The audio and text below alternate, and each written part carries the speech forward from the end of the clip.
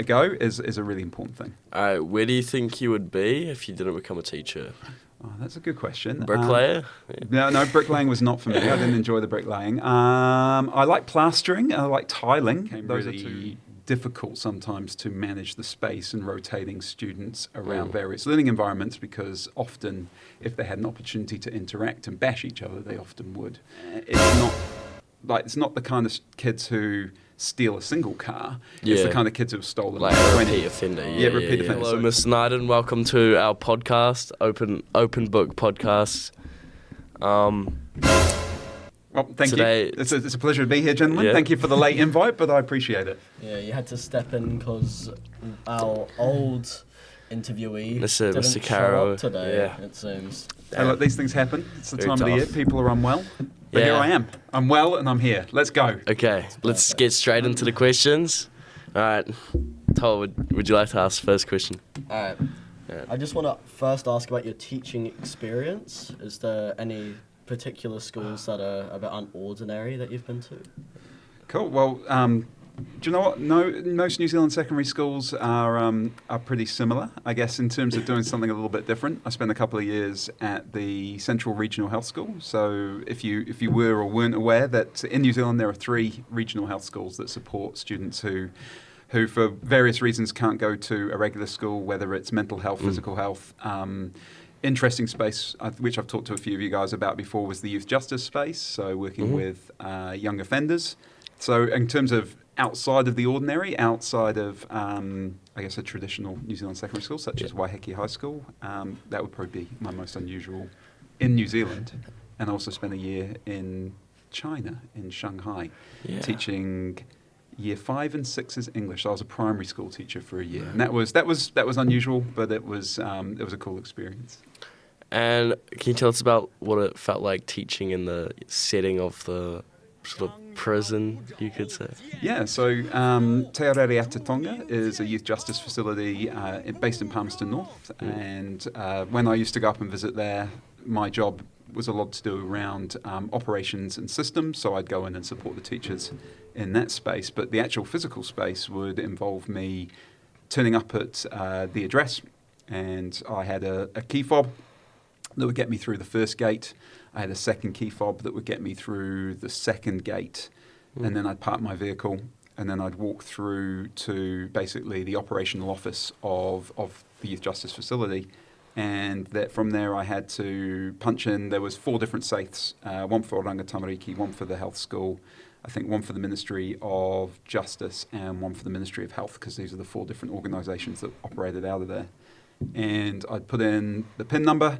I'd have to drop off my wallet, my phone, my keys, my general keys. So they all went in the safe. And then in the safe, I had a little key hook that I would take off, which then gave me the keys to get through various doors into the teaching and learning space. So they were really, really strict on what you could and couldn't take into the space. So you had to drop basically anything that could be used as a weapon or anything that could be used to communicate with the outside world, such as a cell phone, had to stay sort of locked down in the safe, and then I'd be able to go through to the teaching spaces. So it really is a bit of a prison. It absolutely was a prison. So these young people who were in there were basically, they were on remand. So what that means is that they have been arrested and they have been deemed as not fit to be able to return to their abode. So basically they might be a risk if they were to be able to return home.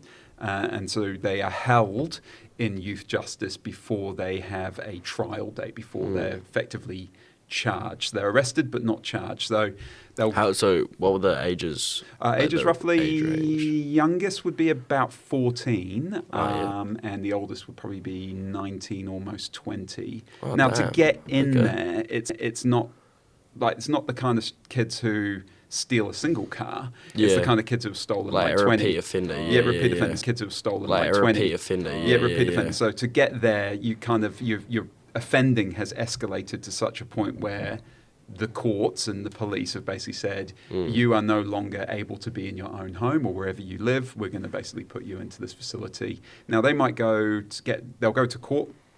And then they might be returned home on bail conditions. So it might be ankle bracelets, etc. If they're old enough, in the 18 space, they might be charged and effectively will be going to a full adult prison. So that was probably the more extreme end for some of those young people. But most would be bailed, and then their charges would effectively be some kind of reparations, or they have to, home detention. Yeah, and I assume those schools are probably getting more busy now that the government's changed their policies around. Well, potentially. I mean, the big thing that happened, I'm still in touch with some of my colleagues down there, was recently you may have heard about the boot camps. So the new government, so that came out of Te Rere Ata Tonga. So basically the government came in, said, look, we're going to run this military-style camp for these young people, and that was that. So that's part of the school day for those people there now. And that's a mixed prison, so it's boys and girls.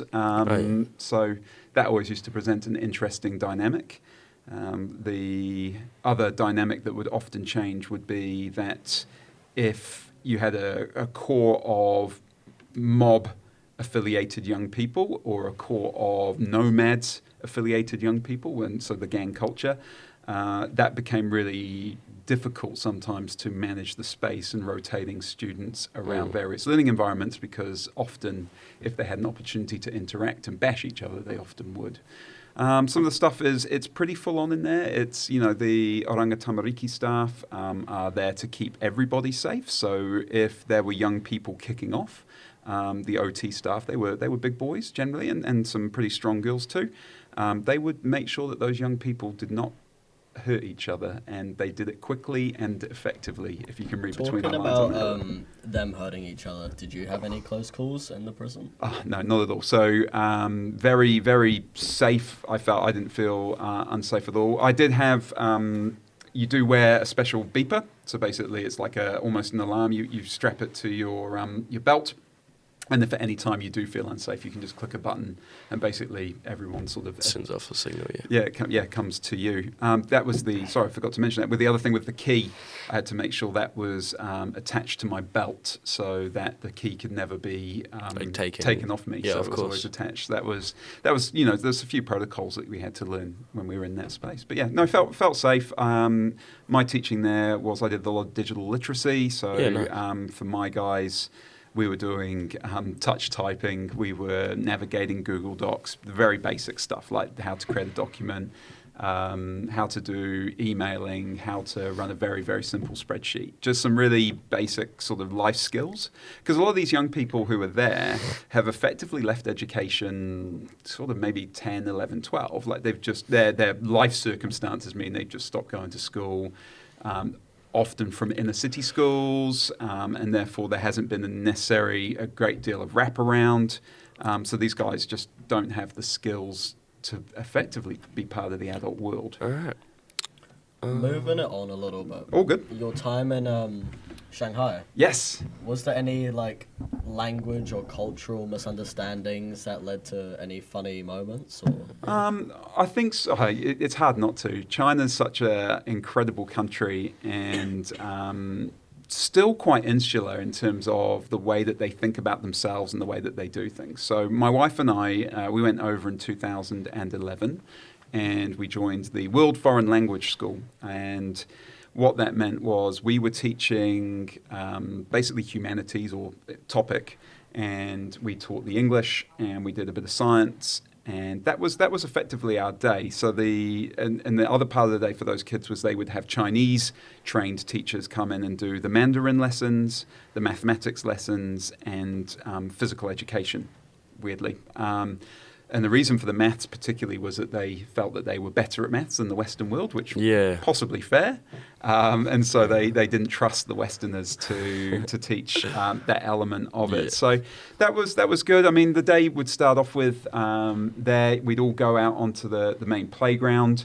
We'd line up, and then basically from almost the balcony of the school, which was about on the 5th floor because it was a 6-story building, they would play this crazy, very, very sort of traditional Chinese music, and we do these kind of feng shui exercises, and the kids are all in these lines, and then of course it would end with the national anthem, and the kids would stand there and kind of salute the Chinese flag as it was raised. So it was incredibly nationalistic, and that just was always interesting from a Western point of view, where you're taught to sort of well, not necessarily question your allegiances, but at least have a critical lens on things that you do and you think. Whereas these is this is how you will do things. So that was interesting. Socially, outside of school, really cool place to be. Shanghai, incredible expat community. So what that means is a whole bunch of people from all around the world. I ended up playing football for a team called the Anzacs, and we played in the second division of the international league that was there in Shanghai. And lots of teams were affiliated to the countries they were from. So the Anzacs were obviously the Australian New Zealanders. And then there was a Dutch team called L'Orange. There was the Krauts, which was the German team. And there was all very sort of, so that was really fun. So that would be on a Saturday morning. I'd go out to the northeast of the city. There'd be a couple of pitches and we'd play football. Really, really bitterly cold in the winter. And then we'd head back to the city for an afternoon of celebrating a win or commiserating a loss. Yeah. So you're also a freelance application developer? Absolutely. Have you ever been tempted to create a teacher's revenge app that gives students surprise pop quizzes? I haven't quite got to thinking about that. No, the application I do is very much helping schools. Tell us about your application app. I can tell you about it. Yeah, so my friend and I, Jake, we developed an app called Parrot. It's used in about 60 secondary schools across New Zealand. Wow. And basically what it does is help schools communicate attendance. It does a whole bunch of other cool stuff as well, but the main use is those annoying emails that I send you guys when you have unexplained absence. Tell us what Parrot means. Parrot means progress and attainment online tool.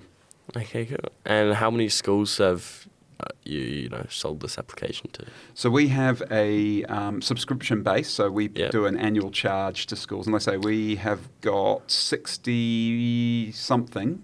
About 66 secondary schools in New Zealand, South Island, North Island, using it. And it works off the back of KMAR, which is the student management system that lots of secondary schools operate. You can go international with this piece? It works off FileMaker Pro. So if a school's management system uses FileMaker, then yes, but mostly in New Zealand. In fact, I think New Zealand is the world's biggest user of FileMaker Pro purely because we run our student management systems off it. Yeah. So just a database. Are you wanting to expand this application to different countries, or? No, keep it. Well, at the moment, New Zealand, there's 300 New Zealand secondary schools that use KMAR. So we've got, a sixth of those. If we got somewhere close to 100 schools, so a third, we'd be pretty happy. It's cool. It's a pretty low intensity application. Once it's sort of set, you can sort of set and forget it, which is a really cool business model because it means basically my job is to chase up invoices and my friend Jake does the development stuff.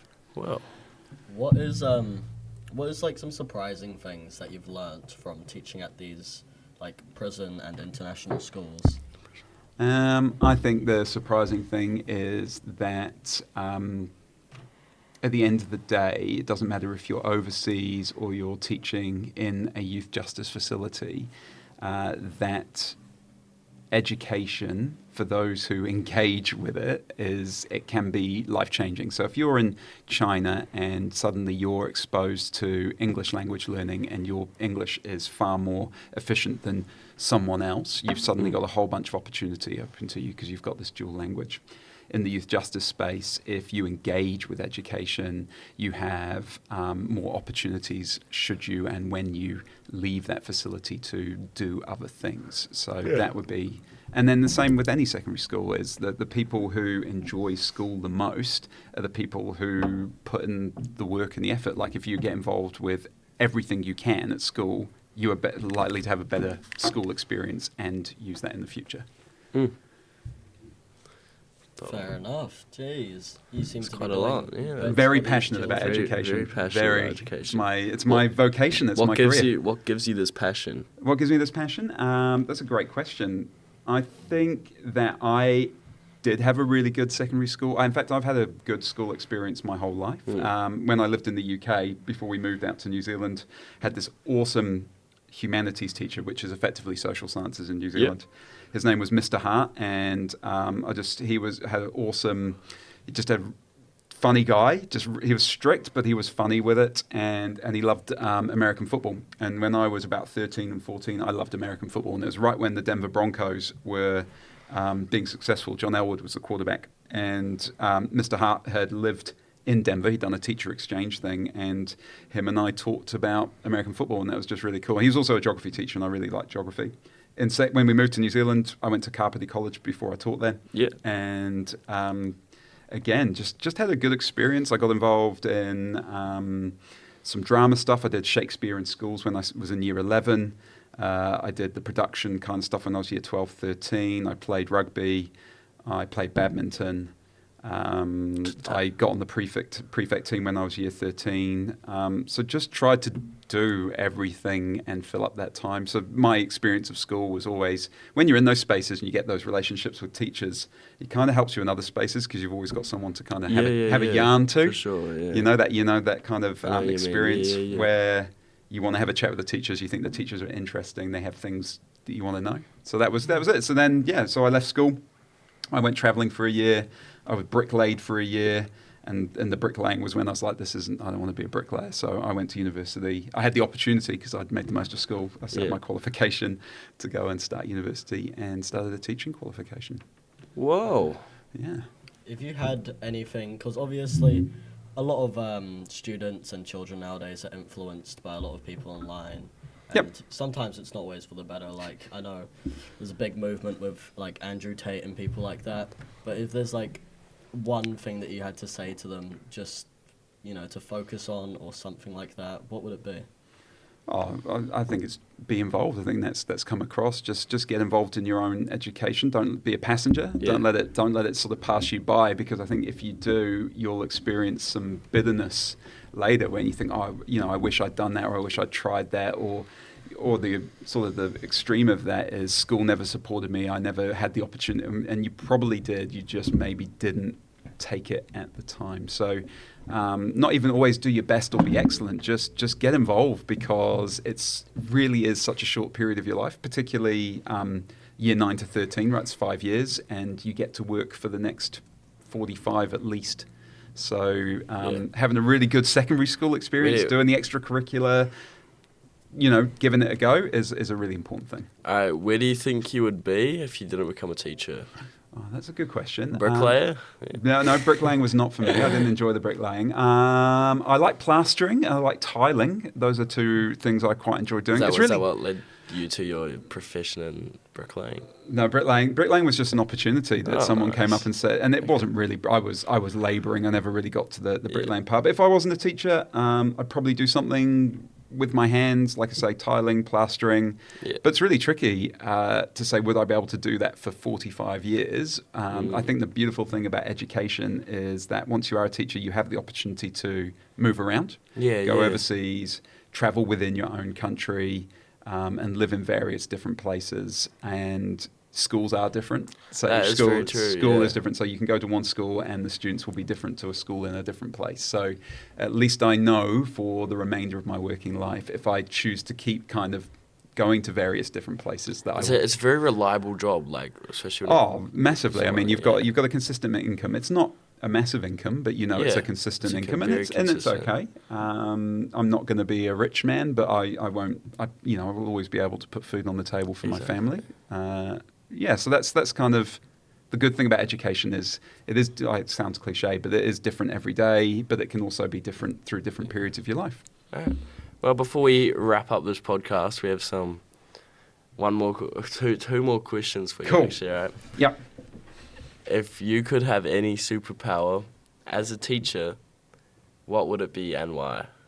Oh, okay. My son asks me this all the time, actually, and it's probably a different answer each time. I think I would like the power of telekinesis. And the reason I want telekinesis is that I think it'd be just really cool to be able to move things around the room with your mind. That's what I'm thinking as well. Short invisibility or something would be cool, like being able to fly. But just imagine, you pick up some rocks and make yourself fly. Yeah, or be able to close the laptop screen if I know you're gaming on it. Exactly. As a teacher, that'd be pretty cool. Yeah. You can just mind read them and just know what they're doing at all times. So. Yeah, maybe intrusive. Is that telekinesis or is that? telepathy. I don't know. That's all good. What's the most creative excuse you've heard from a student who didn't do their homework? I think the best one I had, and it wasn't at this school, but it was a senior student who told me that their girlfriend was having a baby. And I know, and I was like, so then, you have to accept that at face value at the time, but then, of course, you do a little digging, and it's just complete, utter fabrication. But yes, that was a good one at the time, was my girlfriend's having a baby, so I didn't do the homework, and I was like, man, you're 17, what the is going on? But yes, that was probably the best one. All right, that's us. Thank you for coming on our No worries, podcast, guys. It's Open Book been Podcast. a pleasure. Yep, appreciate it. And sorry for the short notice. Oh, Yeah. no, I thought it was good. Thank you. Thank guys. you.